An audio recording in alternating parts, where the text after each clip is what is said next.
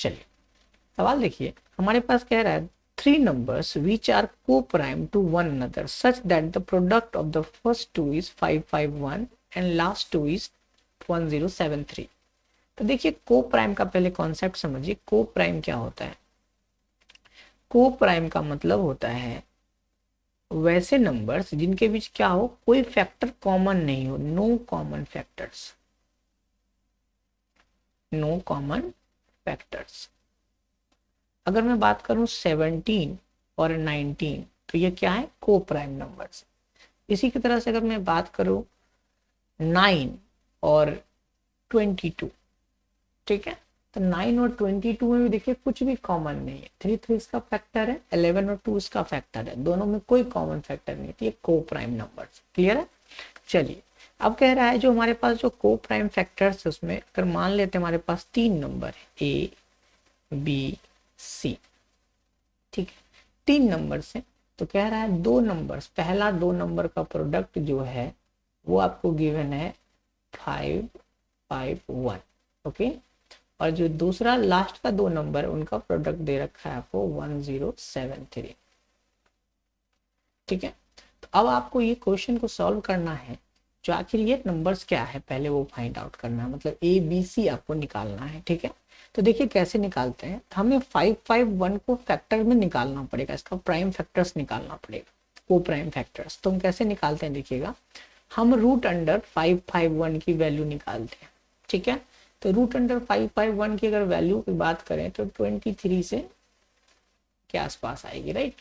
तो 23 के नीचे जो भी प्राइम नंबर्स हैं उनसे आप इसको डिवाइड करने की कोशिश करेंगे। तो जैसे सबसे पहला प्राइम नंबर इसके नीचे क्या है 19, उसके नीचे अगर बात करें तो 17, उसके नीचे की बात करें तो 13।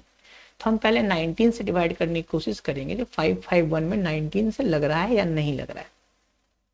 देखिए लगाते हैं 19 डिवाइड बाय 551, ओके। तो 19 2 जा 38, तो ये 7 आया, ये 1 आया, ये 1 आया, और 19 9 जा 170, तो लग गया। अगर मैं बात करूं इसके फैक्टर्स की, तो ये क्या फैक्टर्स आ गया, ये 19 इंटू 29, ये हमारे पास फैक्टर आ गया पहले दो नंबर का, ठीक है।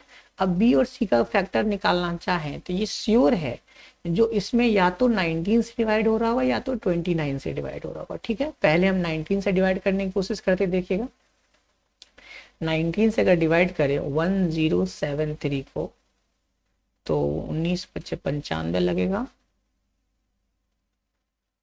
2 और हमारे पास 112 फिर 23। अब 19 के टेबल में 123 नहीं आता है, तो ये कंप्लीटली डिविजिबल क्या है, नहीं है, ठीक है। क्योंकि अब इसको 19 6 टाइम्स लगाएंगे तो आपको कितना आ जाएगा 114, ठीक है। तो ये हमारे पास आ जाएगा 9, तो हमारे पास रिमाइंडर आ गया नॉट कंप्लीटली डिविजिबल। तो ये श्योर है 29 से डिविजिबल होगा। अगर चेक करना है तो चेक कर लीजिए, 29 से अगर आप 1073 को डिवाइड करेंगे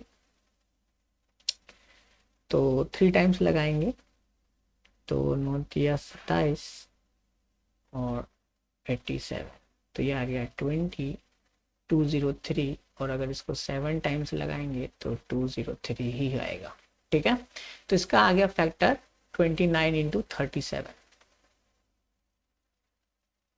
तो आप दोनों को देख रहे हैं तो आपको क्लियर होगा कि हमारे पास a इक्वल टू कितना है, b इक्वल टू कितना है और c इक्वल टू कितना है। क्लियर है? तो a इक्वल टू सर आया 19, b इक्वल टू आया 29, क्योंकि b दोनों में था और b में दोनों में 29 है, राइट। तो c इक्वल टू आया, c इक्वल टू आया आपको 37। क्लियर? अब इनका सम की बात कर रहा है तो 9 9 18 7 25, 25 5 6 2 8, 85 आपका क्या होगा आंसर। क्लियर है?